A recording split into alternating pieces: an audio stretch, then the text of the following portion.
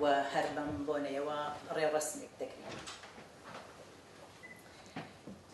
پیشنهادکردنا زندانی سیاسی و سروکی رخصتنا مافی مروان روجهلات کردستان محمد صدیق کابدوند جبو خلاطا نوبلیا آشتیه بالید کشه سر کشه زندانی سیاسی و هر وها تواهی تفگر آزادی خوازا گل کردستانه و چارەسەریên دموکراتی و آشتیانه. بۆ ڕێزنێنان لە زیندانیانی سیاسی و هەروەها بە ڕێزکەبوودن ئەو مەراسمەمان پێکێناوە. دیارە ئەو بەرنامەیە بەهۆیەوە بوو کە دەسامبری پارەکە بنەماڵەی بەڕێزیان نامەیەکیان نووسی بۆ نێلسۆن ماندێلا و شیرینی عیبادی و چەند کەسایەتێکی دیکە وەکو دالای لاما ئەوانە و داوایان کردبوو کە بۆ جانی محەممەد سەدیقی کەبوودوەن تێبکۆشن و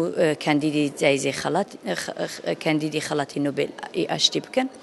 ئەوە بوو کە بەدوای وەیدا ئێمە کۆمیتەیەکمان دروست کرد بۆ پشتیوانی لەو ئیدەیە لەو داخوازیە و لە ماوەی 11 مانگدا کارمان کرد بۆ ئەو کاندیداتکردنی بەڕێزکەبوودوون و ئێستا ئەو ڕۆکە ڕۆژی 10 دەسامبرە هەر بۆ خۆمان مەراسمێکی ڕێزلێنان لە بەڕێزکەبوودوونمان کرد. بۆڵینجار لە سەراسەری دنیادا بە بیرۆڕای جیاواز خەڵک لە دەوری ئیدەیەکی کۆبووە کە ئەویش پشتیوانی لە زیندانیانی سیاسی کورد و کاندیدکردنی باوکی مرۆڤی کوردستان بە ئیسلاکە ڕێکخراوی مافی مرۆڤی کوردستانی بۆ ئەوەڵ جار دروست کردو بۆ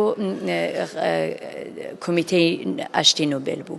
کاندیدکردنە دەبێ هەمیشە لە تەرەف کەسانێک بێەوە کە خودی کۆمیتەی نۆبێل قبوڵێتی بۆ وێنە کەسانێک بن کە پێشتر نۆبێلیان جایزەی نۆبێلیان وەرگرت پێ یا ڕئیس جمهوری وڵاتێکی بن یا پارلمنتاریکەر بن کە ئێمە لە طریق پارلمنتاریکەرێکی نۆروێژی ئەغای ئەکسل هاگێن ئەو کارەمان کرد واتە کۆمیتەی پشتیوانی لە نۆروێژ کە دروست کرا بوو ئەوان لە طریقە حیزبی سوسیالیستی چەپی نۆروێژ بەڕێزکەبوودووەندیان معرفی کرد بۆ ئەو کاندیداتۆرە. زندانیان سیاسی هر چار آلیین کردستان لوی آهنگه هبون گلکان بحثا بیرانین خویید زندان دا کرن و گل ورگرتن.